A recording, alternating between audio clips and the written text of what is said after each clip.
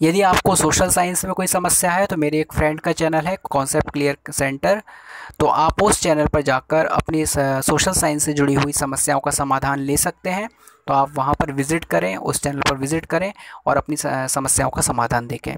तो देखिए नमस्कार बच्चों, आपका हिंदी की कक्षा में स्वागत है। आज हम क्षितिज पाठ्य पुस्तक को पढ़ने वाले हैं। चैनल का नाम जो है वो अपने स्क्रीन पर देकर रखा है।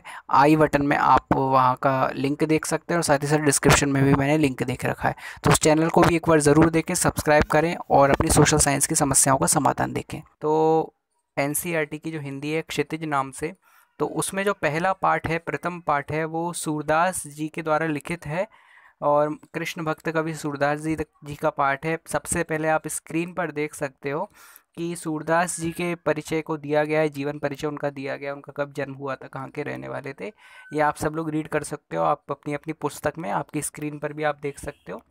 सबसे पहले पहला पद है, ऊधव तुम हो अति बड़भागी, अपरस रहत स्नेह तगाते, नाहिन मन अनुरागी, पुर इन पात रहत जल भीतर, तारस देह न दागी, ज्यों जल माह तेल की गागरी, बूंद न ताकव लागी, प्रीति नदी में पाव न बोर्यो, दृष्टि न रूप परागी, सूरदास अबला हम भोरी, गुर चाटी ज्यों पागी। ये पहला पद्य है।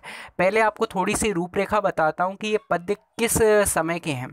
तो ये पद्य उस समय के हैं जब सूरदास जी बताते हैं कि जिस समय भगवान कृष्ण के पास से उद्धव उनका संदेशा लेकर जो है कि गोपियों के पास गए थे, वृंदावन गए थे। अब गए क्यों थे, इसके पीछे का कारण आपको बताते हैं कि भगवान श्री कृष्ण एक बार मथुरा में बैठे हुए जो है कि अपनी गोपियों की याद कर रहे थे, वृंदावन की याद कर रहे थे, अपने भक्तों की जिनके साथ वो रहे हैं उनकी याद कर रहे थे। तो क्या होता है कि उद्धव उनसे प्रश्न करते हैं कि आप तो स्वयं परमेश्वर हैं। यहाँ पर हम जानेंगे इस पाठ के अंदर कृष्ण के दो रूपों का हम चित्रण करेंगे। एक तो प्रेमी कृष्ण जो कि वृंदावन की गोपियों के, वृंदावन के लोगों के, गाय बछड़ों के, नंद बाबा यशोदा मैया के प्रेमी हैं। और कृष्ण का एक स्वरूप जो कि मन, दृष्टि और वचन से अगोचर है, जो कि अचिंत्य है, जो कि संसार का कारण स्वरूप है, जो कि परम पूर्ण पुरुषोत्तम परमेश्वर भगवान है, जो कि इस सृष्टि के और अनगिनत असंख्य कोटि ब्रह्मांडों के रचयिता, पालनकर्ता, संहारकर्ता परमेश्वर हैं। तो कृष्ण के हम जानेंगे कि क्या कृष्ण के इस तत्व के बारे में जो है चर्चा हुई है। तो जो उद्धव हैं वो जानते थे कि कृष्ण परमेश्वर हैं और वो कृष्ण के निर्गुण रूप यानी कि निराकार निर्गुण रूप के उपासक थे। उनका मानना था कि जो कृष्ण भगवान हैं वो सारे गुणों से परे हैं, तो उनको किसी को चिंतन करने की आवश्यकता नहीं है। तो उन्होंने कृष्ण से पूछा कि आप क्या चिंतन कर रहे हैं, आप तो परमेश्वर हैं, स्वयं स्वयं इस सृष्टि के ईश्वर हैं। तो कृष्ण कहते हैं कि मैं अपने वृंदावन की ग्वाल वालों का, गोपिकाओं का चिंतन कर रहा हूँ। तो उद्धव कहते हैं आप क्यों चिंतन कर रहे हैं, ऐसा क्या हो गया। तो कृष्ण कहते हैं कि मैं तो परमेश्वर हूँ, चलो मुझे कोई दिक्कत नहीं है, लेकिन वो जो गोपिकाएं हैं वो मेरी याद में एक एक क्षण को कैसे व्यतीत कर रही हैं मेरे प्रेम में, वो ही जानती हैं। इसीलिए मुझे अपने भक्तों की चिंता होती है, तो मैं उनका चिंतन कर रहा हूँ। अब उद्धव जो है वो कृष्ण से कहते हैं अच्छा ऐसी बात है। फिर उन्हें उन्हें तो समझना चाहिए कि आप परमेश्वर हैं, आप कैसे दूर कैसे पास, है ना, आपके अंदर तो गुण ही नहीं है, आप तो निर्गुण हैं, परब्रह्म हैं। तो फिर उन लोगों को इस चिंता करने की क्या आवश्यकता, आप तो कण कण में व्याप्त हैं। फिर वो लोग दुखी क्यों हो रहे हैं, आपकी याद में तड़प क्यों रहे हैं, है ना। तो कृष्ण कहते हैं अच्छा आप तो इतने बड़े ज्ञानी हैं, तो क्यों ना आप ही जाएं और आप ही वृंदावन के मेरे भक्तों को समझाएं, मेरे प्रेमी सखाओं को समझाएं, मेरी सखियों को समझाएं कि चिंता ना करें, मेरी याद में तड़पे ना। अब उद्धव को इस प्रकार कहते हैं, उद्धव को अपने ज्ञान का बड़ा अभिमान था, लेकिन हम जानते हैं कि भक्ति के सामने ज्ञान की कुछ नहीं टिकती। प्रेम जो है, प्रेम सबसे बड़ा है। ज्ञान में अभिमान होता है लेकिन प्रेम में अभिमान नहीं होता। तो अब जो कृष्ण के प्रेमी हैं उनके पास संदेशा लेकर उद्धव जा रहे हैं बताने के लिए कि अरे आप ये सब छोड़ो, प्रेम प्रेम क्या है, आप तो कृष्ण की भक्ति करो, कृष्ण की उपासना करो, कृष्ण तो मन वाणी से अगोचर हैं और परब्रह्म परमेश्वर हैं। आप क्यों उनके रूप के प्रति अटके हुए हो, आप क्यों उनकी याद कर रहे हो, उनको ऐसे रूप में मानो कि वो हर जगह व्याप्त आपको लगे। तो निर्गुण निराकार कृष्ण की उपासना का मार्ग लेकर उद्धव जो है ज्ञान की पोथी बांधकर वृंदावन की ओर चले। अब वृंदावन में जाने के बाद जो उनका गोपियों से वार्तालाप हुआ तो गोपियों ने उन पर अच्छे तंज कसे कि अरे उद्धव, ये तो बड़ी कैसी बात हुई कि आप तो कृष्ण के पास रह के भी जो है कृष्ण के प्रेम की छींटे आप पर ना पड़ सके। अब एक तरह से तंज कस रही हैं, ये बोल रही हैं कि आप तो भाग्यशाली हो। लेकिन भाग्यशाली कहने का तात्पर्य क्या है? यहाँ पे तात्पर्य है कि आप कैसे भाग्यशाली हो, कि आप पे तो कृष्ण का प्रेम भी नहीं पड़ा। वो तो सबसे बड़ा अभागा है जो कृष्ण के प्रेम में सराबोर ना हो सके। ऐसा ज्ञान किस काम का। तो यहाँ पर देखिए गोपियाँ उद्धव पर तंज कस रही हैं, कह रही हैं, पद्य पर लौटते हैं, उद्धव तुम हो अति बड़ भागी। हे उद्धव, व्यंग्य कर रही हैं, कह रही हैं आप तो बड़े भाग्यशाली हैं। क्या बात है? अपरस रहित स्नेह तगाते नाहिन मन अनुरागी। आप तो कृष्ण के पास रहकर भी उनके प्रेम और स्नेह से वंचित रहे, यानी कि आप पर तो कृष्ण के प्रेम के छींटे ही ना पड़े। तो आपसे ज़्यादा भाग्यशाली कौन होगा, आपसे ज़्यादा ज्ञानी कौन होगा। तुम तो कमल के उस पत्ते के समान हो, जैसे कमल का एक पत्ता रहता है, पुर इन पात, पुर इन यानी कमल, पुर इन पात रहते जल भीतर, जैसे पानी के भीतर रहते हुए भी कमल का पत्ता जो है तारस देह न लागी, उसमें जल का बिल्कुल भी जो है जल से गीला नहीं होता, जल से संलिप्त नहीं होता, पानी में पूरा डूबा रहता है, लेकिन जल उस पर अपना असर नहीं दिखा पाता। तो गोपियाँ कह रही हैं आप रहे तो कृष्ण के पास, लेकिन कृष्ण के प्रेम से कैसे वंचित रह गए। कृष्ण के पास तो जो जाता है उसको प्रेम हो जाता है, कृष्ण तो सबको मोहने वाले, फिर आपको कैसे नहीं हुआ। ये तो बड़े अचरज वाली बात है। आप तो सबसे बड़े ज्ञानी हो, इसका मतलब तो आपसे बड़ा कोई संसार में है ही नहीं। और उद्धव को जो है वैसे ही अभिमान था। तो क्या कहती हैं कि जैसे जल में डूबे रहने के बाद भी कमल उससे लिप्त नहीं होता, जिस प्रकार ज्यों जलमाह तेल की गागरी बूंद न ताको लागी, जैसे कि तेल से भीगी हुई गागर, तेल में उसे गागर को अच्छी तरह से तेल में डाला जाए और उसके बाद उस पर पानी डाला जाए तो उस पर पानी नहीं ठहरता, एक बूंद नहीं ठहरेगी, फिसल जाएगी। तो ऐसे ही आप पर भी प्रेम का कोई असर नहीं पड़ा, कृष्ण के प्रेम का एक भी छींटा नहीं पड़ा कृष्ण के प्रेम का। आगे कहा है, प्रीति नदी में पाँव न बोरियो दृष्टि न रूप परागी। आपने तो कृष्ण की प्रीति रूपी नदी में कभी पैर ही नहीं डाले। कहा है प्रीति नदी में पाँव न बोरे हो, प्रीति रूपी नदी में, कृष्ण के प्रेम रूपी नदी में आपने कभी पाँव भी नहीं डाला। दृष्टि न रूप परागी, आपने कृष्ण के रूप पर अपनी दृष्टि डालकर उसको पराग नहीं बनाया, जैसे भौरा जो है फूलों पर जाता उसका पराग लेने के लिए। तो ऐसे ही आपने कृष्ण के रूप को पराग बनाते हुए अपनी दृष्टि उस पर न डाली। सूरदास अबला हम बोरी, सूरदास जी कहते हैं कि गोपियाँ कहती हैं हम तो भोली वाली गोपिकाएं हैं, आप तो परम ज्ञानी हैं, इसलिए हम गुर चाटी ज्यों पागी, यानी कि हमारा मन तो कृष्ण में उस तरह आकर्षित है जैसे कि चींटियाँ गुड़ के प्रति आकर्षित होती हैं और चींटियाँ गुड़ में लगकर अपने आप का बलिदान कर देती हैं। वो नहीं मानती, चाहे भले उनका जीवन चला जाए लेकिन गुड़ में लिपट ही जाती हैं। ऐसे ही हमें कृष्ण से तो ऐसा प्रेम हो गया है कि अब वो कभी छूटने वाला नहीं है, भले ये देह छूट जाए, आपका ज्ञान किसी काम नहीं आने वाला। इस तरीके से पहला पद्य पूरा होता है। दूसरे पद्य की ओर बढ़ते हैं। तो मने की मन ही मांझ रही, कहिए जाए कौन पे उधव, नाही परत कही, अवधि असार आस आवन की, तन मन विधा सही, अब इन जोग संदेशनि सुन सुनी, बिरहिनी बिरह दही, चाहत हुती गुहारी, जितहि तय उरतें धार बही, सूरदास अब धीर धरें क्यों, मर जाता न लही। तो यहाँ पर भी तंज कस रही हैं गोपियाँ जो है उद्धव के ऊपर, कह रही हैं कि उद्धव मन ही मांझ रही, हमारे मन की बात तो मन में ही रह गई, कृष्ण से बहुत कुछ कहना था हम कह ही नहीं पाए। कहिए जाए कौन पे उद्धव, ना ही परत कही, अब किससे जाके कहें समझ में नहीं आता। उद्धव आप ही बताओ किसको कौन ऐसा पात्र है जिसको हम संदेशा दें कृष्ण के प्रेम में, कौन इतना डूब सकता है जिसके पास हम जाके ये बात बोलें, क्योंकि जाके पैर न फटे बेमाई वो क्या जाने पीर पर आई, जिसे प्रेम ही नहीं हुआ वो क्या जानेगा।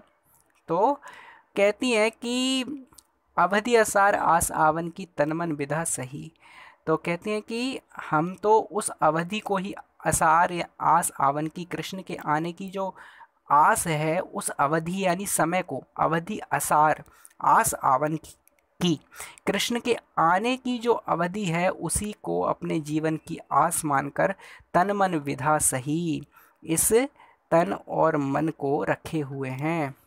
यानी कि उसी आशा में हम अपने जीवन को रखे हुए हैं कि कृष्ण कब लौटें। अब इन जोग संदेशनि सुनि सुनि विरहिनी विरह दही। लेकिन अब जो है वो व्यथा हमारे तन मन को जला रही है, ये सोचकर कि कृष्ण आएंगे तो सारे दुख दूर होंगे, लेकिन कृष्ण जो है वो आते ही नहीं है। क्या होता है, आपके जैसे व्यक्ति को भेजकर वो हमारे पास ज्ञान युग का संदेश भेज देते हैं। हम तो ये सोच रहे थे कि कृष्ण आएंगे, और कृष्ण ने हमें और भी दुखी कर दिया। चाहत होती गुहारी जितई ते उर तय धार बही। कहती है कि हम तो सोच रहे थे कि कृष्ण आएंगे, हमारे जो रक्षक हैं वो हमको बचाएंगे हे उद्धव। अब जो धीरज हम कैसे रखें। चाहती होती गुहार जितए, यानी कि धीरज हम के उड़ते धार बही। हमारे दिल से तो धार बहने लगी है आंसुओं की, है ना। तो अब कह रही हैं कि सूरदास अब धीर धरें क्यों मर जाता न लही। यानी ये सूरदास, अब हम धीरज कैसे धरें, अब तो धीरज धरना बड़ा कठिन हो गया है। अब हमारी आशा का एकमात्र जो तिनका था, हम सोच रहे थे कि कृष्ण आएंगे, वो भी नहीं आने वाले, उनने तो आपको भेज दिया। अब तो हमारे मन में ये आशा भी चली गई, अब हम किस सहारे पे जिए बताइए आप। तो इस प्रकार से गोपियों ने उद्धव से कहा कि अब तो हमारी आशा भी टूट गई, आप आ गए तो। अभी तक तो हम सोच रहे थे कि कैसे जी सकते हैं, लेकिन आप और अच्छा ये ज्ञान का संदेशा लेके आ गए।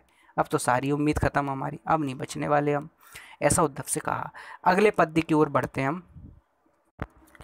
तो हमारे हरि हारिल की लकड़ी, हमारे हरि हारिल की लकड़ी मन क्रम वचन नंद नंदन और यह दृढ़ करी पकड़ी। जागत सोबत स्वप्न दिवस निसी कान कान जकरी। सुनत जोग लागत है ऐसो क्यों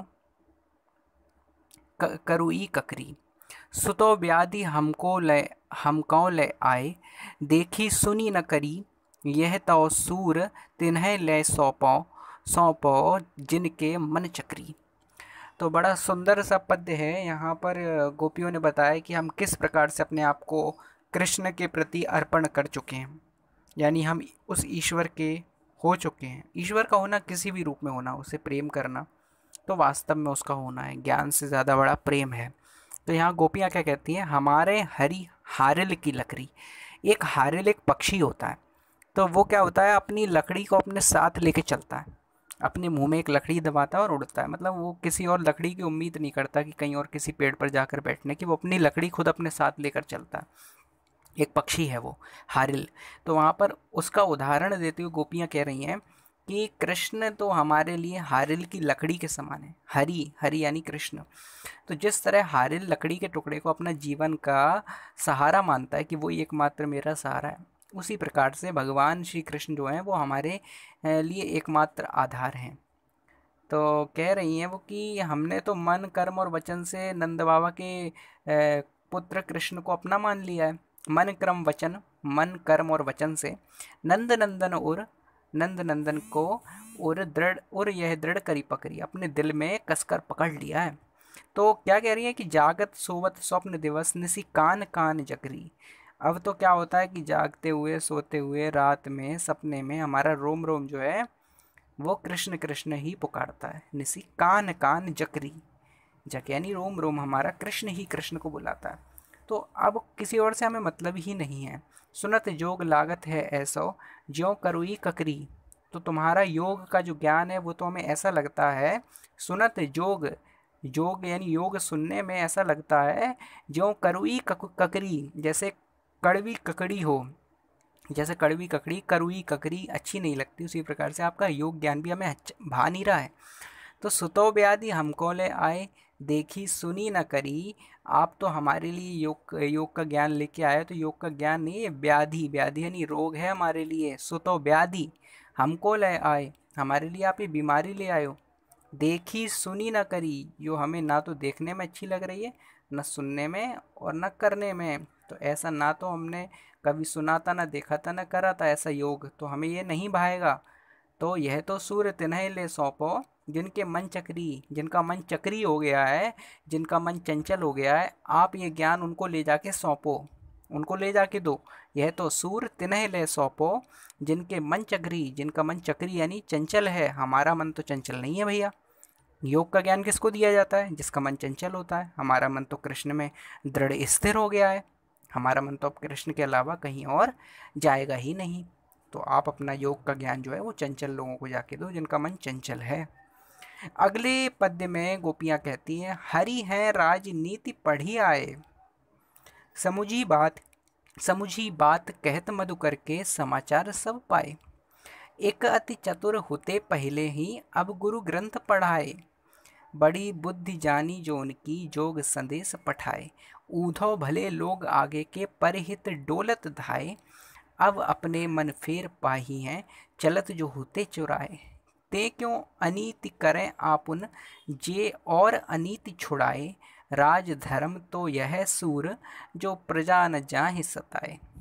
तो यहाँ पर गोपियाँ क्या कह रही हैं कि भगवान श्री कृष्ण ने अब राजनीति पढ़ ली है। पहले तो बड़े प्रेम की बातें करते थे, लेकिन अब तो वो राजनीति वाले हो गए हैं, अब तो राजनेता हो गए हैं।